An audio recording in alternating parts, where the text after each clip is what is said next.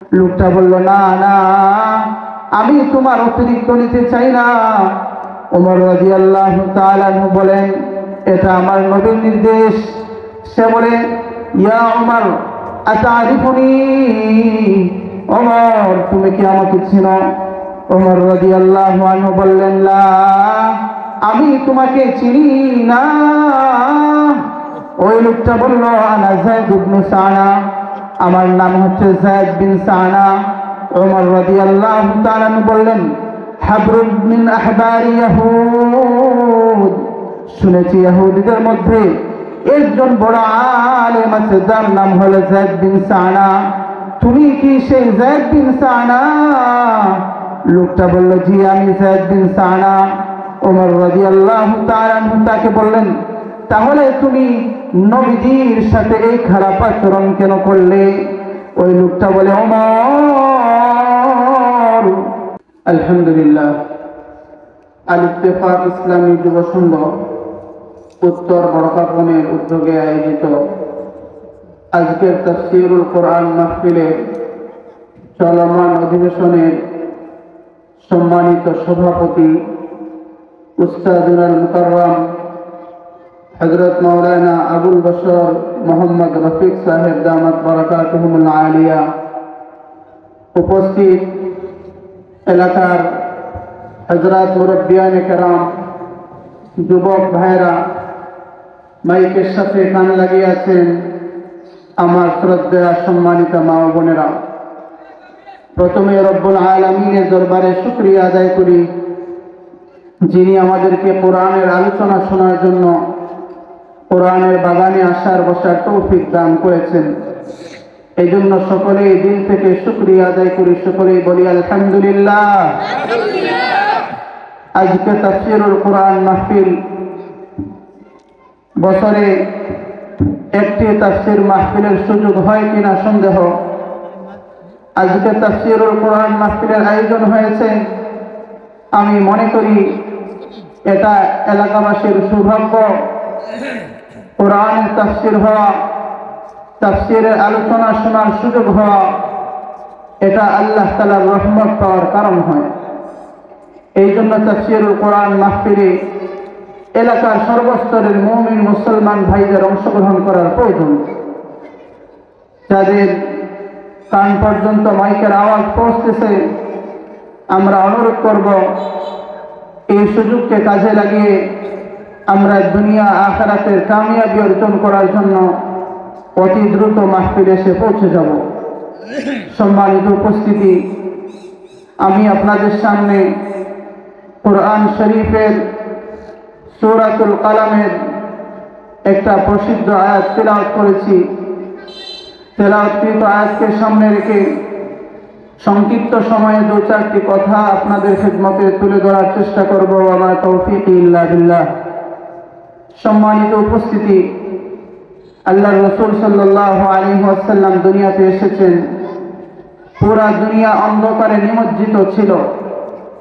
নবীজি দাওয়াতের কাজ শুরু করেছেন, কাফেররা নবীজিকে গালিগালাজ শুরু করলো, এমনকি এক পর্যায়ে তারা নবীজিকে জাদুকর বলে গালি দিল। সকলেই বলি নাউযু বিল্লাহ।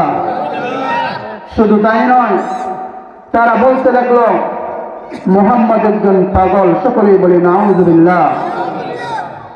নবীজির মন ভেঙে যাচ্ছে। আল্লাহ তাআলা নবীজিকে সান্ত্বনা দেওয়ার জন্য কোরআনের মধ্যে অনেক সুসংবাদ দান করেছেন। এর মধ্য থেকে একটা সুসংবাদ হচ্ছে যে আয়াতটা আমি আপনাদের সামনে তেলাওয়াত করেছি।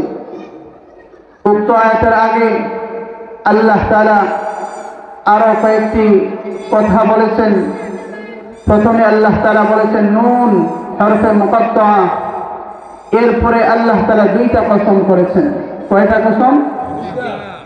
এক নম্বর কসম, আল্লাহ তাআলা বলেন নুন ওয়াল কলামি ওয়া মা ইয়াসতুরুন মা আনতা বিনি'মাতি রাব্বিকা বিমাজনুন ওয়া ইন্না লাকা লাআজরান গায়রা মামনুন।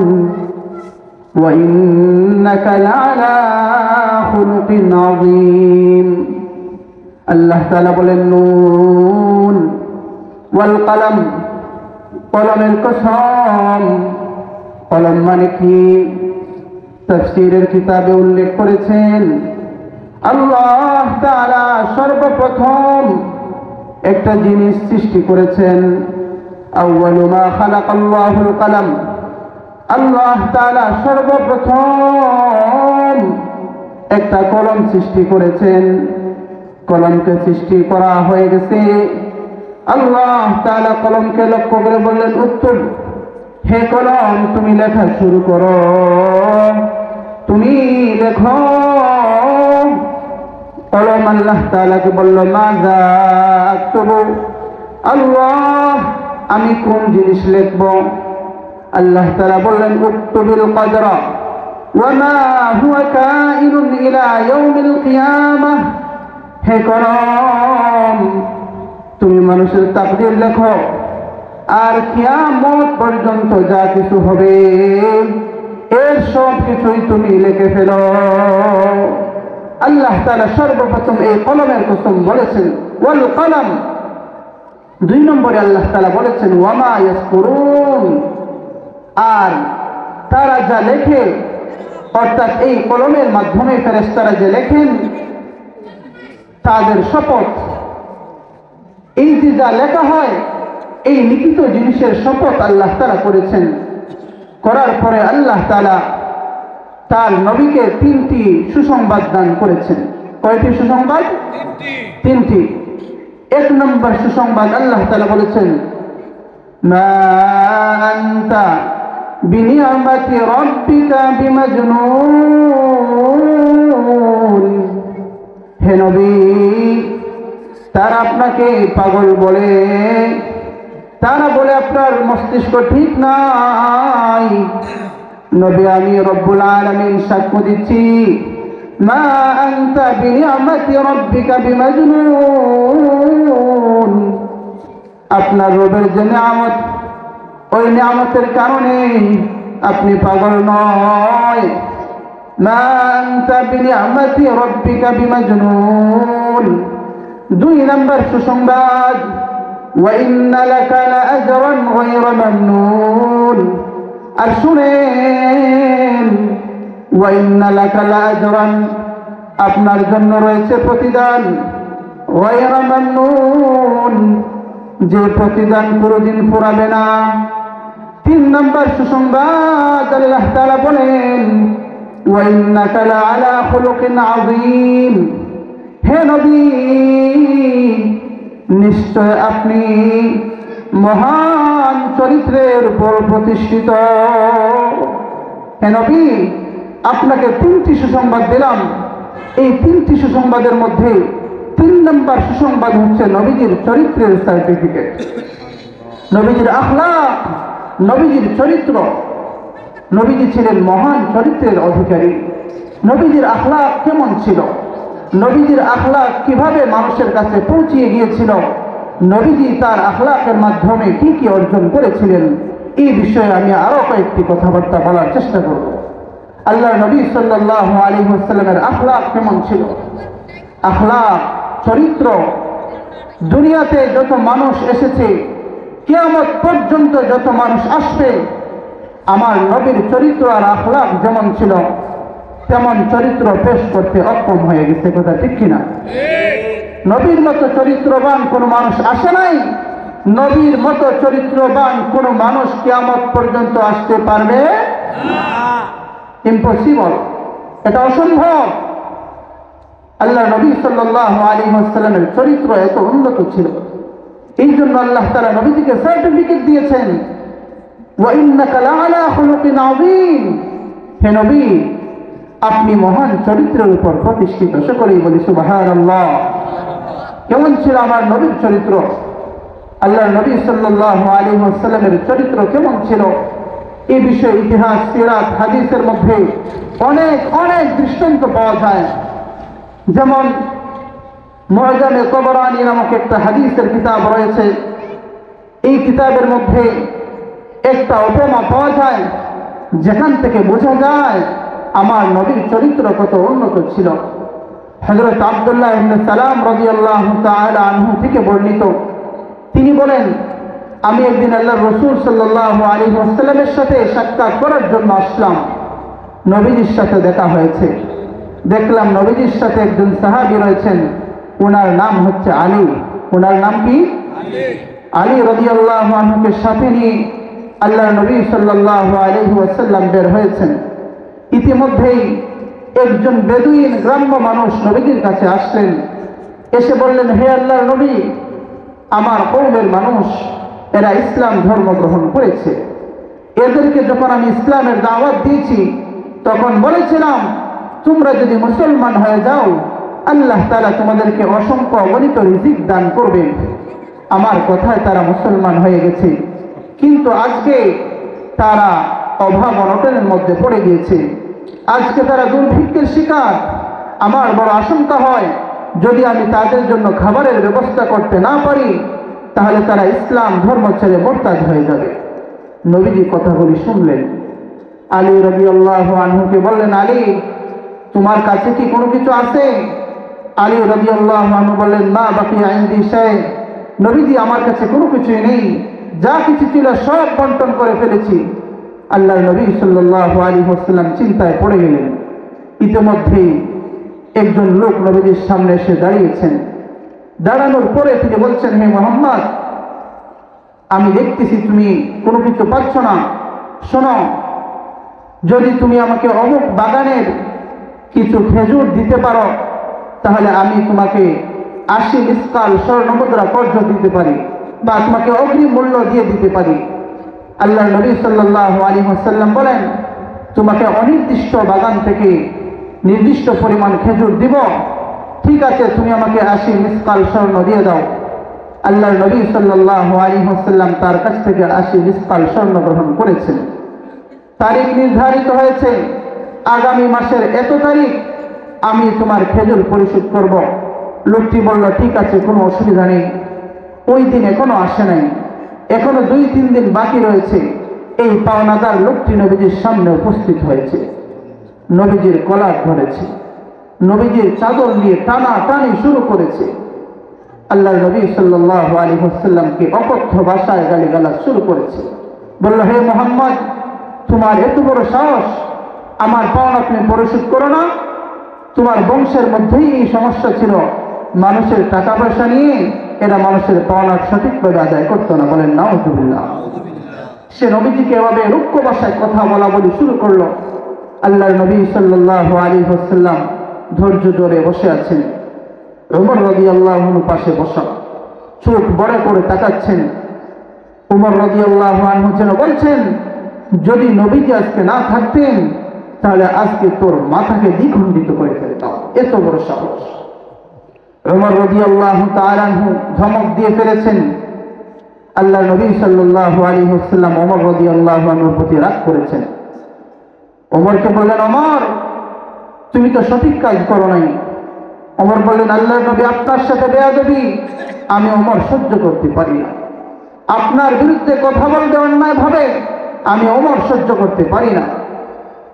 আল্লাহর নবী সাল্লাল্লাহু আলাইহি ওয়াসাল্লাম ওমর রাদিয়াল্লাহু তাআলা আনহুকে বললেন, ওমর, তোমার জন্য উচিত ছিল কাজ করা অন্য কাজ। কি কাজ? নবীজি বললেন, قد كان ينبغي لك أن تأمرني بحسن الأداء وتأمره بحسن الطلب। ওমর রাদিয়াল্লাহু তাআলা আনহুকে নবীজি ডাক দিয়ে বলেন, ওমর, তোমার জন্য উচিত ছিল তুমি আমাকে বলবা যেন আমি ন্যায়সঙ্গতভাবে তার পাওনাটা দিয়ে দেই, আর তুমি তাকে বলবা সে যেন সুন্দরভাবে আমার কাছে তার পাওনাটা চায়। তুমি ওই কাজ না করে তাকে ধমক দিয়েছ। ওমর, তোমার এই কাজটা আমার ভালো লাগে নাই। ওমর, তুমি যাও, ওই লোকটাকে নিয়ে যাও, তার পাওনা পরিশোধ করে দাও। এরপরে তুমি জিদ আলাইহি 20 সা, তুমি আরো 20টা অতিরিক্ত খেজুর তাকে দিয়ে দিও। ওমর রাদিয়াল্লাহু তাআলা আনহু নবীজির কথা শুনেছেন, লোকটাকে সাথে নিয়ে রওনা দিয়েছেন। ওমর রাদিয়াল্লাহু তাআলা আনহু তার পাওনা পরিশোধ করার পরে তাকে বললেন, এই যে তোমার পাওনা, ওই পাওনার উপর আরো 20টা অতিরিক্ত খেজুর আমি তোমাকে পরিশোধ করছি। আমার নবী বলেছেন আমি যেন তোমাকে আরো 20টা অতিরিক্ত দিয়ে দেই। লোকটা বলল, না না, আমি তোমার অতিরিক্ত নিতে চাই না। ওমর রাদিয়াল্লাহু তাআলা আনহু বলেন, এটা আমার নবীর নির্দেশ। সে বলে, ইয়া ওমর আতারিফুনি, ওমর তুমি কি আমাকে চিনো? ওমর রাদিয়াল্লাহু আনহু বললেন, লা, আমি তোমাকে চিনি না। ওই লোকটা বলল, আনা যায়েদ ইবনে সানা, আমার নাম হচ্ছে যায়েদ বিন সানা। ওমর রাদিয়াল্লাহু তাআলা বললেন, হাবরুন মিন আহবারি ইয়াহুদ, শুনেছি ইহুদিদের মধ্যে একজন বড় আলেম আছে যার নাম হলো যায়েদ বিন সানা। তুমি কি সেই যায়েদ বিন সানা? লোকটা বলল, জি আমি যায়েদ বিন সানা। ওমর রাদিয়াল্লাহু তাআলা তাকে বললেন, তাহলে তুমি নবীজির সাথে এই খারাপ আচরণ কেন করলে? ওই লোকটা বলে, ওমর আমার ইচ্ছা ছিল বলবো না। তাহলে শোনো, এখন আর দেরি করার সুযোগ নাই। আমি তাওরাত পড়েছি, আসমানি কিতাব পড়েছি। ওই কিতাবের মধ্যে শেষ নবীর অনেক গুণ বর্ণনা করা হয়েছে। আমি দেখলাম তোমাদের নবী মুহাম্মদুর রাসূলুল্লাহ সাল্লাল্লাহু আলাইহি ওয়াসাল্লামের মধ্যে সকল গুণাবলী বিদ্যমান, তবে 2টা গুণ আমি তখনও দেখি নাই। একটা হলো আন তাসবিকা হিলমুহু জাহলাহু, 1 নম্বর গুণ আন তাসবিকা হিলমুহু জাহলাহু, তোমাদের নবী যিনি হবেন আখেরি নবী, যিনি হবেন আন তাসবিকা হিলমুহু জাহলাহু, তার ধৈর্য অন্যদের জাহালতের চেয়ে আগে বেড়ে থাকবে। লোকেরা তার সাথে বেয়াদবি করবে, কিন্তু তিনি হবেন ধৈর্যের পাহাড়। তার ধৈর্যের সামনে অন্যদের বেয়াদবির কোনো অস্তিত্বই থাকবে না। 2 নম্বর বিষয়, ওয়ালা তাজিদু শিদ্দাতুল জাহলি আলাইহি ইল্লা হিলমা, আর তার সাথে যতই বেয়াদবি করা হবে তার ধৈর্য ততই বাড়তে থাকবে। এই 2টা গুণ আমি তখনও দেখি নাই। আমার মনের মধ্যে আসলো, এই সুযোগে আমি পরীক্ষা করে নেই। ওমর, আমি পরীক্ষা করে নিয়েছি। আমার পরীক্ষায় তোমার নবী 100% কামিয়াব হয়ে গেছেন। নবী, তোমাদের নবী, যার বিষয়ে আমি যাচাই করেছি সকল গুণ তার মধ্যে বিদ্যমান, এই 2টা গুণ আমি এখনো দেখি নাই। এই 2টা গুণ বাস্তবে তার মধ্যে আছে কি নেই, এই বিষয়টি যাচাই করার জন্য আমি তোমাদের নবীর সাথে এই অভদ্র আচরণ করেছি, এই বেয়াদবিমূলক আচরণ করেছি। ওমর রাদিয়াল্লাহু তাআলা বললেন, তাহলে এখন তোমার সান্ত্বনা হয়েছে? যায়েদ বিন সানা বলে, ওমর শোনো শোনো, আমি এখনই সাক্ষ্য দিয়ে বলছি, আমি এই মুহূর্তে তোমাকে সাক্ষী রেখে বলছি তোমাদের নবী হক। আমি এই মুহূর্তে কালিমা শাহাদাত পড়ে তোমার সামনে মুসলমান হয়ে গেলাম। যায়েদ বিন সানা, मिट्टी बन गई चांदी सोना, कांटे बन गए फूल, मिट्टी बन गई चांदी सोना, कांटे बन गए फूल, दुनिया में वो बरकत लेकर आए पाक रसूल। আল্লাহ নবী সাল্লাল্লাহু আলাইহি ওয়াসাল্লামের সুহবতে এসে, নবীজির সান্নিধ্যে এসে মাটি সোনা চাঁদির রূপ ধারণ করত, মাটি স্বর্ণ হয়ে যেত। নবীজি এমন বরকত নিয়ে দুনিয়াতে এসেছিলেন। যায়েদ বিন সানা ওমর রাদিয়াল্লাহু আনহুকে সাথে নিয়ে নবীজির খেদমতে হাজির হয়ে গেছে। হেসে গিয়ে বললেন, হে আল্লাহর নবী, আমি আর আপনার সাথে বেয়াদবি করব না, আমি শুধু পরীক্ষার উদ্দেশ্যে এমন আচরণ করেছি, অতএব এখন আমি আপনার কাছে সারেন্ডার করলাম। নবী, আপনি আমাকে মাফ করেন আর আমাকে কালিমা পড়িয়ে ইসলামের ছায়াতলে আপনি আমাকে স্থান দিয়ে দিন। সুবহানাল্লাহ। আল্লাহর নবী সাল্লাল্লাহু আলাইহি ওয়াসাল্লামের আখলাক আর চরিত্র দেখে মুসলমান হয়ে গেছে। সেটা ছিল আমার নবীর আখলাক, সেটা ছিল আমার নবীর চরিত্র। নবীজি এত সুন্দর চরিত্রের অধিকারী ছিলেন, এই জন্য আল্লাহ তাআলা কোরআনের মধ্যে বলেছেন, ওয়া ইন্নাকা লাআলা খুলুকিন আযীম, হে আমার নবী, নিশ্চয় আপনি মহান চরিত্রের উপর প্রতিষ্ঠিত। সুবহানাল্লাহ। শুধু তাই নয়, নবীজির জানের দুশমন নবীজিকে মারার জন্য উপস্থিত হয়ে গেছে, নবীজির গলা কেটে ফেলবে, এই ধরনের প্রাণের দুশমনকেও নবীজি মাফ করে দিয়েছেন। এই ধরনের দৃষ্টান্তের কোনো অভাব নেই। সহিহ বুখারী এবং মুসলিমের মধ্যে হযরত জাবের রাদিয়াল্লাহু তাআলা আনহু থেকে বর্ণিত, আল্লাহর নবী সাল্লাল্লাহু আলাইহি ওয়াসাল্লাম একটা সফরে ছিলেন। কোন কোন বর্ণনায় পাওয়া যায় গাজওয়ায়ে যাতুর রিকায়ের মধ্যে ছিলেন, ফিরতেছেন। عن جابر رضي الله تعالى عنه قال أنه غزا مع النبي صلى الله عليه وسلم قبل نجد، فلما قفل رسول الله صلى الله عليه وسلم قفل معهم، فأدركتهم القائلة في واد كثير العظام، فنزل رسول الله صلى الله عليه وسلم وتفرق الناس يستظلون بالشجر إلى آخر الحديث।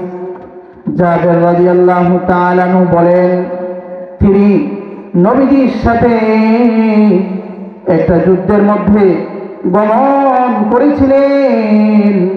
আল্লাহর নবী সাল্লাল্লাহু আলাইহি ওয়াসাল্লাম যখন ফিরছেন, জাবের রাদিয়াল্লাহু তাআলা আনহু ফিরছেন। পথের মধ্যে একটা জায়গার মধ্যে এসে উপস্থিত হয়ে গেলেন। আল্লাহর নবী সাল্লাল্লাহু আলাইহি ওয়াসাল্লাম এমন একটা উপত্যকায় আসলেন, فأدركتهم القائلة في واد كثير العظام، দুপুরের সময় এমন একটা উপত্যকায় পৌঁছলেন যেখানে অনেক কাঁটাতার বৃক্ষ রয়েছে। সাহাবায়ে কেরাম যখনই কোনো আরামদায়ক স্থান পেতেন নবীজির জন্য ছেড়ে দিতেন। আল্লাহর নবী সাল্লাল্লাহু আলাইহি ওয়াসাল্লাম একটা গাছের নিচে এসেছেন, এসে তিনি ঘুমিয়ে পড়েছেন। ফাআল্লাকা বিহা সাইফাহু, বাবলা গাছ, নবীজি ওই গাছের সাথে তার তরবারি লটকায় রেখেছেন। কিছুক্ষণ পরে ফাইদা রাসূলুল্লাহ সাল্লাল্লাহু আলাইহি ওয়াসাল্লাম ইয়াদউনা, নবীজি আমাদেরকে ডাক দিতে শুরু করলেন। আমরা আসলাম। ওয়াইদা ইনদাহু আরাবিয়ুন, তখন এসে দেখলাম নবীজির সামনে একজন গ্রাম্য মানুষ দাঁড়ায় আছে। নবীজি সাল্লাল্লাহু আলাইহি ওয়াসাল্লাম আমাদেরকে লক্ষ্য করে বললেন, ইন্নাহা দাখতারাত আলাইয়া সাইফি ওয়া আনা নাইমুন, হে জাবের, হে আমার সাথীরা, শুনো, ওই যে একটা লোক আমার সামনে দাঁড়িয়ে আছে, ইন্নাহা দাখতারাত আলাইয়া সাইফি, ওই লোকটা আমার তরবারি কোষমুক্ত করে নিয়েছে, নিয়ে সে আমার মাথার উপর দাঁড়িয়েছে। দাঁড়িয়ে সে আমাকে বলছিল, মাইয়ামনাউকা মিন্নি, হে মুহাম্মদ, আজকে তোমাকে আমার হাতের নাগালে পেয়ে গেছি, আজকে তোমাকে আমার হাত থেকে কে রক্ষা করবে? আল্লাহ নবী সাল্লাল্লাহু আলাইহি ওয়াসাল্লাম চক্ষু খুলেছেন, মুখ খুললেন। মুখ খুলে নবীজি উত্তর দিলেন, আল্লাহ আমাকে হেফাজত করবেন, আল্লাহ। এই কথা নবীজি বলেছেন, বলতে দেরি হয়েছে, ওই লোকটার শরীরের মধ্যে কম্পন সৃষ্টি হইতে দেরি হয় নাই। লোকটা কাঁপা শুরু করেছে, কাঁপতে কাঁপতে তার হাত থেকে সেই তরবারিটা পড়ে গিয়েছে। আল্লাহ রাসূল সাল্লাল্লাহু আলাইহি ওয়াসাল্লাম তার তরবারিটা নিজের হাতে তুলে নিয়েছেন। নেওয়ার পরে এখন তার সামনে ধরেছেন, ধরে বললেন মান ইয়ামনাউকা মিন্নি, এখন বল তোকে আমার হাত থেকে কে রক্ষা করবে? আজকে তোমাকে আমার হাত থেকে কে রক্ষা করবে? সে আর কি বলবে? সে বলছে কুম খায়রা আখিদিন, হে মুহাম্মদ আপনি আমার সাথে সুন্দর আচরণ করেন, আপনি উত্তম ধারক হয়ে যান, মানে আপনি আমাকে মাফ করে দেন, আপনি আমাকে মারবেন না। এভাবে নবীজির সামনে সে অনুনয় বিনয় কাকুতি মিনতি করা শুরু করেছে। আল্লাহ নবী সাল্লাল্লাহু আলাইহি ওয়াসাল্লাম তাকে বললেন আতাশহাদু আল্লা ইলাহা ইল্লাল্লাহ ওয়া আন্নী রাসূলুল্লাহ, আচ্ছা তাহলে তুমি কি এই কথার সাক্ষী দাও আল্লাহ ছাড়া কোনো মাবুদ নেই আর আমি হইলাম আল্লাহর রাসূল, এই কথার সাক্ষী তুমি দাও, মানে তুমি কি মুসলমান হয়ে যাবে? এখন যদি আমরা হইতাম তাহলে কি বলতাম? আরে যা বলেন আমি সব করতে প্রস্তুত, তারপর আপনি আমাকে আজকে মুক্তি দেন। সে যদি ভয় এই কথাটা বলতো তার জন্য উপকারী ছিল, কিন্তু এই পরিস্থিতিতেও সে কি বলে? বলে কাল আল্লাহ, না আমি এই কথার সাক্ষী দেই না, আমি এই কথার সাক্ষী দেই না। আল্লাহ নবী সাল্লাল্লাহু আলাইহি ওয়াসাল্লাম কিছু বলেন নাই।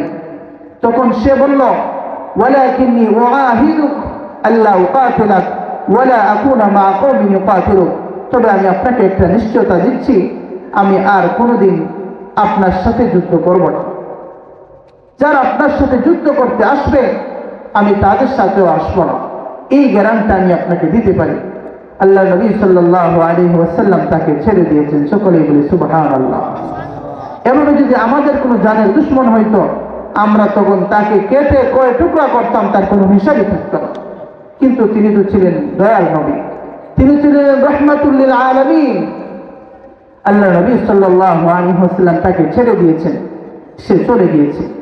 দূর থেকে তার সাথীরা তার এই দৃশ্যটা দেখলো, দেখার পরে সে তার সাথীদের কাছে যায় বলল জিতু মিন ইনদি খাইরিন নাস, হে আমার সাথীরা শোনো, জিতু মিন ইনদি খাইরিন নাস, আমি এখন দুনিয়ার মধ্যে সবচেয়ে ভালো যে মানুষ ওই সবচেয়ে ভালো মানুষের কাছ থেকে এসেছি। সুবহানাল্লাহ।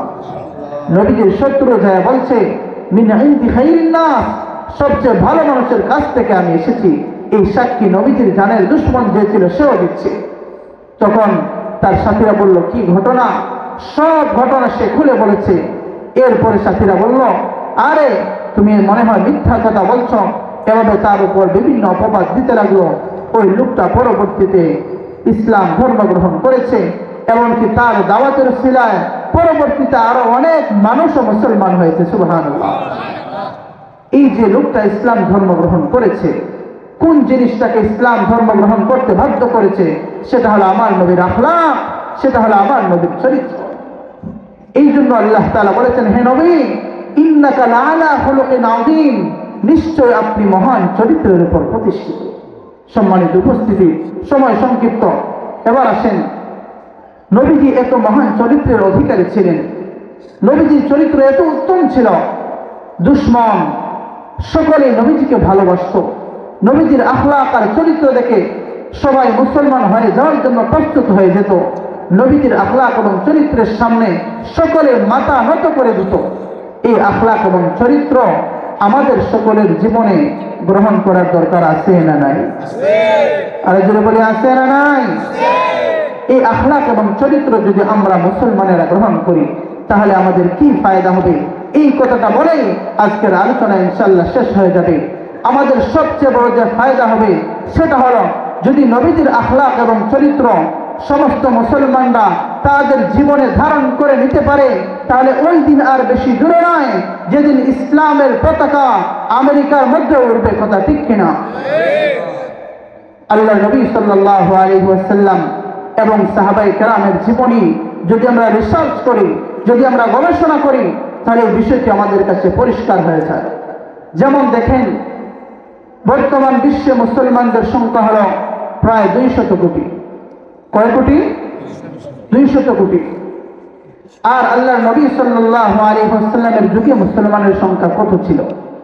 বদরের যুদ্ধে সাহাবায়ে কেরামের সংখ্যা ছিল 313, উহুদের যুদ্ধে সাহাবায়ে কেরামের সংখ্যা ছিল 700, খন্দকের যুদ্ধে সাহাবায়ে কেরামের সংখ্যা ছিল 3000, হুদাইবিয়ার সন্ধিতে সাহাবায়ে কেরামের সংখ্যা ছিল 1400, মক্কা বিজয়ের সময় সাহাবায়ে কেরামের সংখ্যা ছিল 10,000, হুনাইনের যুদ্ধে সাহাবায়ে কেরামের সংখ্যা ছিল 12,000, আর বিদায় হজ্জের সময় সাহাবায়ে কেরামের সংখ্যা ছিল 40,000।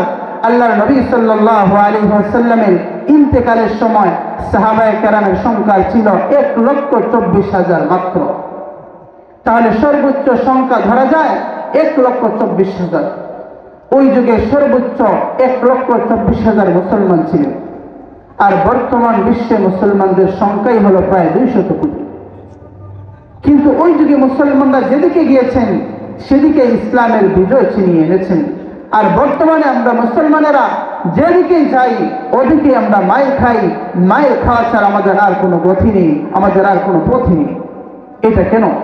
কারণ ওই যুগে সাহাবায়ে কেরামের হাতে এমন একটা অস্ত্র ছিল, যে অস্ত্রের সামনে ওমরের মতো বাহাদুর মাথা নত করতে বাধ্য হয়েছিলেন। নবীজির এমন একটি অস্ত্র ছিল, যে অস্ত্রের সামনে সমস্ত কাফেররা মাথা নত করতে বাধ্য হয়েছিল। সেটা হলো আমার নবীর আখলাক, সেটা হলো আমার নবীর চরিত্র। এই জন্য কবি বলেন, अगर अखलाक नबावी की करे पैरवी उम्मत, अगर अखलाक नबावी की करे पैरवी उम्मत, तूफा से निकल जाएगा फिर इसका सफीना, तूफा से निकल जाएगा फिर इसका सफीना, मोमिन जो फिदा नक्श कफे पाए नबी हो, मोमिन जो फिदा नक्श कफे पाए नबी हो, वज़ेर कदम आज भी आलम का खजीना, वज़ेर कदम आज भी आलम का खजीना। কবি বলেন, যদি আজকে মুসলমানেরা নবীজির আখলাকের অনুসরণ করত, তাহলে মুসলমানদের যেই নৌকা আজ কাফিরদের ঘাটে ডুবে যাচ্ছে, ওই নৌকাটা পরিত্রাণ পেয়ে যেত। এই জন্য নবীজির আখলাক, নবীজির চরিত্র, আখলাক আর চরিত্র যদি আমাদের জীবনে বাস্তবায়ন করতে পারি, তাহলে আল্লাহ তাআলা আবার মুসলমানদের হাতে দুনিয়ার নেতৃত্ব দান করবেন।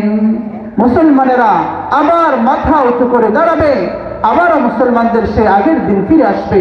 সেটা হলো নবীজির আখলাক যদি আমরা আমাদের জীবনের মধ্যে বাস্তবায়ন করতে পারি। সম্মানিত উপস্থিতি, এই জন্য নবীজির আখলাকের কোনো বিকল্প নেই, নবীজির আখলাকের কোনো বিকল্প নেই। শুধু তাই নয়, নবীজির আখলাক এবং চরিত্র যদি আমরা আমাদের জীবনে বাস্তবায়ন করে নিতে পারি, তাহলে কাফেররা আমাদের প্রতি আশিক হয়ে যাবে, আমাদের চেহারা দেখে তারা মুসলমান হবে।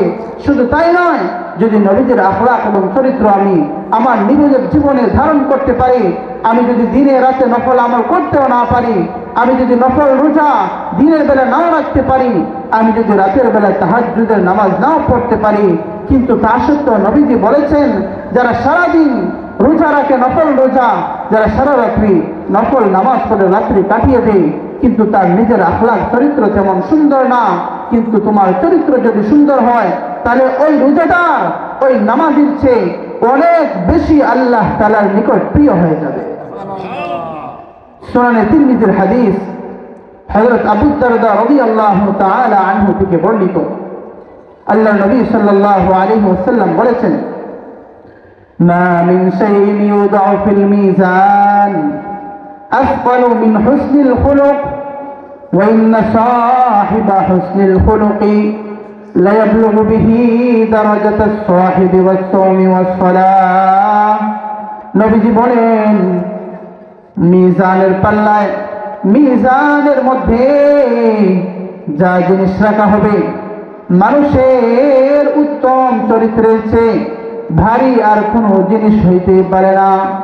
ওয়া ইন্না সাহিবা হুসনিল খুলুক, আর সুন্দর আদর্শবান ব্যক্তি, লা ইয়াবলুগু বিহি দারাজাতিস সাহিবিস সাওমি ওয়াস সালাহ, সে তার সুন্দর চরিত্রের মাধ্যমে, যে ব্যক্তি চরিত্র সুন্দর না করে সারাদিন নফল নামাজ পড়ে, সারা রাত্রি নফল নামাজ পড়ে, সারাদিন নফল রোজা রেখে রাত্রিবেলা কান্নাকাটি করে, কিন্তু তার চরিত্র সুন্দর করতে পারে নাই, নবীজি বলেন, যার চরিত্র সুন্দর ওই ব্যক্তি, ওই নামাজি, ওই রোজাদারের চেয়ে আগে বেড়ে যাবে, ওই স্তরে তো পৌঁছবে। অন্য হাদিস থেকে বোঝা যায় সে ওই স্তর থেকে আরো আগে বেড়ে যাবে। এই জন্য আল্লাহ নবী সাল্লাল্লাহু আলাইহি ওয়াসাল্লাম অন্য হাদিসের মধ্যে বলেছেন যে ইন্না মিন খিয়ারিকুম আহাসিনাকুম আখলাকা, দুনিয়ার মানুষ তোমাদের মধ্যে সর্বোত্তম কে? তোমাদের মধ্যে সর্বোত্তম হলো ওই ব্যক্তি যার চরিত্র সবচেয়ে বেশি সুন্দর। আল্লাহ নবী সাল্লাল্লাহু আলাইহি ওয়াসাল্লামের চরিত্র ছিল সবচেয়ে সুন্দর, এই জন্য নবীজি হলেন সর্বোত্তম মানুষ। এই জন্য নিজের আখলাক, চরিত্র নবীর আখলাক এবং চরিত্রের মতো গঠন করতে হবে। আল্লাহ নবী সাল্লাল্লাহু আলাইহি ওয়াসাল্লামের আখলাক আর চরিত্রের সাক্ষী শুধু মুসলমানেরা দিয়েছে এমন না, বরং নবীজির আখলাক এবং চরিত্রের সাক্ষী অনেক কাফেররাও দিয়েছে। একজন বড় লেখক আছে, অমুসলিম লেখক মাইকেল এইচ হার্ট, সে 100 মানুষের জীবনী লিখেছে। কয়েকজন মানুষের? 100 মানুষের জীবনী লেখার পরে এখানে সে সর্বোচ্চ মর্যাদা সকলের আগেই যার নাম রেখেছে সেটা হলো আমার নবী, আপনার নবী হযরত মুহাম্মদুর রাসূলুল্লাহ সাল্লাল্লাহু আলাইহি ওয়াসাল্লামের নাম সবার আগে নবীজির জীবনী নিয়ে আলোচনা করেছে। তাকে জিজ্ঞেস করা হয়েছিল, তুমি অমুসলিম, তুমি ইসলামের নবীকে বিশ্বাস করো না, তাহলে ওই নবীর জীবনী সকলের আগেই কেন উল্লেখ করেছ? সেই লোকটি বলেছিল, আমি নিরপেক্ষভাবে গবেষণা করেছি, গবেষণা করে দেখেছি ইসলামের নবী হযরত মুহাম্মদ সাল্লাল্লাহু আলাইহি ওয়াসাল্লামের যে আখলাক আর চরিত্র রয়েছে, ওই আখলাক আর চরিত্রের মতো কোনো মানুষ আজ পর্যন্ত দুনিয়াতে আসে নাই, আর কোনোদিন আসতেও পারবে না। সুবহানাল্লাহ। এই জন্য আমি সকলের আগেই ইসলামের নবী মুহাম্মদুর রাসূলুল্লাহ সাল্লাল্লাহু আলাইহি ওয়াসাল্লামের জীবনী উল্লেখ করেছি। শুধু তাই নয়, কোনো এক সময় আমাদের ভারতবর্ষ শাসন করেছিল মহাত্মা গান্ধী। সে মহাত্মা গান্ধী অত্যন্ত গুরুত্বের সাথে নবীজির জীবনী পাঠ করত। সে খোলা ময়দানে বিভিন্ন ভাষণে কথা বলতো।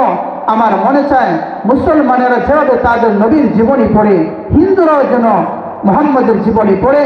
কারণ আমি দেখেছি যদি কেউ মুহাম্মদের জীবনী পড়ে আর সে অনুযায়ী তার জীবন গঠন করতে পারে, তাহলে তার মাধ্যমে দুনিয়াতে আর কোনোদিন অশৃঙ্খলা হবে না। অমুসলিমরা নবীজির সাক্ষ্য দিয়েছে। এই জন্য আল্লাহ নবী সাল্লাল্লাহু আলাইহি ওয়াসাল্লামের চরিত্রের সার্টিফিকেট দিয়েছেন আল্লাহ তাআলা সূরা কালামের মধ্যে। এই জন্য আল্লাহ তাআলা বলেন, ওয়া ইন্নাকা লাআলা খুলুকিন আযীম, হে নবী নিশ্চয় আপনি মহান চরিত্রের উপর প্রতিষ্ঠিত। আপনার চরিত্রের মতো দুনিয়ার আর কোনো মানুষের চরিত্র হতে পারে না। এই জন্য হযরত সাফিয়া বিনতে হুয়াই রাদিয়াল্লাহু তাআলা আনহা বলেন, মা রাআইতু আহাদান আহসানা খুলুকান মির রাসূলিল্লাহ, আমি দুনিয়াতে কোনো মানুষকে দেখি নাই যার চরিত্র মুহাম্মদুর রাসূলুল্লাহ সাল্লাল্লাহু আলাইহি ওয়াসাল্লামের চরিত্রের চেয়ে সুন্দর হয়। এই ধরনের কোনো মানুষ আমি দুনিয়াতে দেখি নাই। আনাস রাদিয়াল্লাহু তাআলা আনহু বলেন, খাদামতু রাসূলুল্লাহি সাল্লাল্লাহু আলাইহি ওয়াসাল্লাম 10 সিনিন, আমি 10 বছর নবীজির খেদমত করেছি। এই 10 বছরের মধ্যে নবীজির চরিত্র কেমন দেখেছি। আনাস বলেন, মা ক্বালা লি আবাদা উফরিন ওয়ালা লিশাইইন সানাতুহু লিমা সানাতুহু ওয়া হাল্লা সানাতুহু। এই 10 বছরের মধ্যে নবীজি কোনোদিন বিরক্তি প্রকাশ করে নাই। এমনকি নবীজি কোনোদিন এই কথাও বলে নাই, তুমি এই কাজটা কেন করলে, অথবা তুমি এই কাজটা কেন করলে না। এভাবে নবীজি কোনোদিন কোনো আপত্তি করে নাই। এভাবে আল্লাহ নবী সাল্লাল্লাহু আলাইহি ওয়াসাল্লামের চরিত্রের প্রশংসা ওনারা করেছেন। আম্মা জান হযরত আয়েশা সিদ্দিকা রাদিয়াল্লাহু তাআলা আনহাকে জিজ্ঞেস করা হয়েছিল, নবীর চরিত্র কেমন ছিল? কাইফা কানা খুলুকু রাসূলিল্লাহি সাল্লাল্লাহু আলাইহি ওয়াসাল্লাম। আম্মা জান আয়েশা সিদ্দিকা রাদিয়াল্লাহু তাআলা আনহা বলেন, كان خلقه القرآن وفي رواية قال أما تقرؤون القرآن দুনিয়ার মানুষ তোমরা আমাকে নবীজির চরিত্রের বিষয়ে জিজ্ঞেস করছো তোমরা কি কোরআন পড়ো না কানা খুলুকুহু আল কোরআন নবীজির চরিত্র ছিল কোরআন কোরআনের মধ্যে আল্লাহ তাআলা যা বলেছেন যা করতে বলেছেন যা করা থেকে নিষেধ করেছেন কোরআনের যে চাহিদা ছিল এই সব কিছুর সমষ্টি হচ্ছে আমার নবীজির মধ্যে কোরআনের সকল চরিত্র বাস্তবায়িত হয়েছিল বলেন সুবহানাল্লাহ আব্বা জান এই কথা বলেছেন এই জন্য আল্লাহর নবী সাল্লাল্লাহু আলাইহি ওয়াসাল্লামের চরিত্র ফুলের চেয়ে পবিত্র ছিল আমরা বলি অমুক ভাইয়ের চরিত্র ফুলের মতো পবিত্র আমরা বলতে পারি আমার নবীর চরিত্র ফুলের চেয়ে পবিত্র আল্লাহ তাআলা আমরা যে আলোচনা শুনলাম বিশেষ করে নবীজির আখলাক নবীর চরিত্রকে সামনে রেখে আমরা কিছু কথাবার্তা বলেছি আল্লাহ তাআলা আমাদের সকলকে সে অনুযায়ী আমল করার তৌফিক দান করুন সকলে বলি আমিন ওয়া আখিরু দাওয়ানা আলহামদুলিল্লাহি রাব্বিল আলামিন